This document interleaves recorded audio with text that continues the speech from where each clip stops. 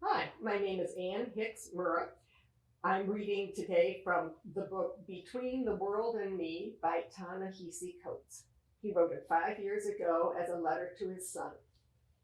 This is how it begins. Son, last Sunday, the host of a popular news show asked me what it meant to lose my body. The host was broadcasting from Washington, D.C., and I was seated in a remote studio on the far west side of Manhattan. A satellite closed the miles between us, but no machinery could close the gap between her world and the world for which I had been summoned to speak. When the host asked me about my body, her face faded from the screen and was replaced by a scroll of words written by me earlier in the week. The host read these words for the audience, and when she finished, she returned to the subject of my body, although she did not mention it specifically.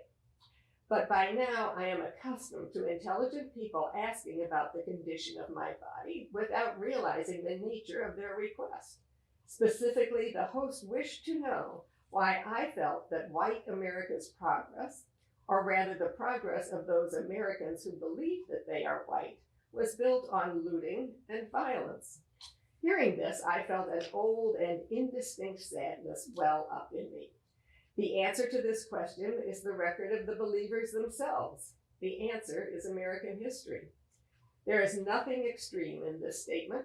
Americans deify democracy in a way that allows for a dim awareness that they have from time to time stood in defiance of their God.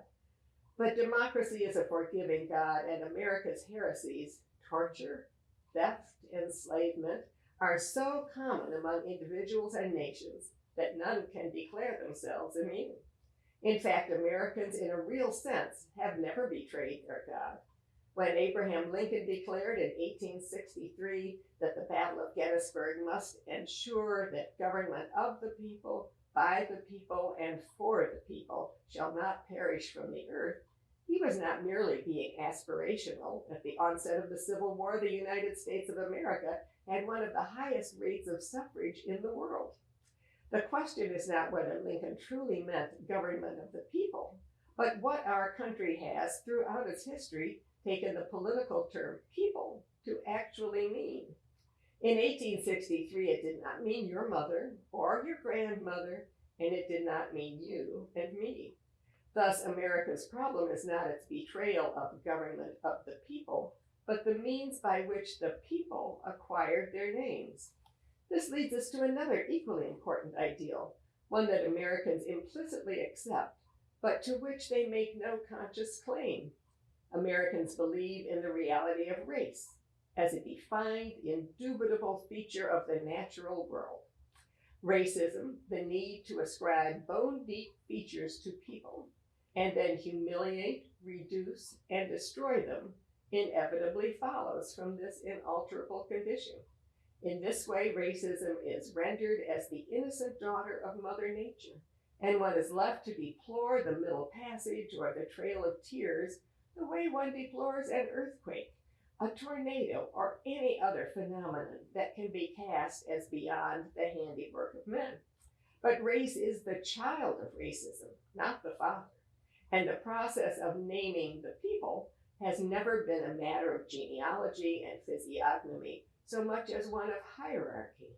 Difference in hue and hair is old, but the belief in the preeminence of hue and hair, the notion that these factors can correctly organize a society, and that they signify deeper attributes which are indelible, this is the new idea at the heart of these new people who have been brought up hopelessly, tragically, deceitfully to believe that they are white. These new people are, like us, a modern invention, but unlike us, their new name has no real meaning divorced from the machinery of criminal power. The new people were something else before they were white. Catholic, Corsican, Welsh, Mennonite, Jewish, and if all our national hopes have any fulfillment, then they will have to be something else again.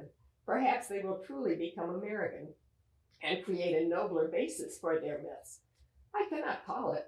As for now, it must be said that the process of washing the disparate tribes white, the elevation of the belief in being white, was not achieved through wine tastings at ice cream socials, but rather through the pillaging of life, liberty, labor, and land, through the flaying of backs, the chaining of limbs, the strangling of dissidents, the destruction of families, the rape of mothers, the sale of children, and various other acts meant, first and foremost, to deny you and me the right to secure and govern our own bodies.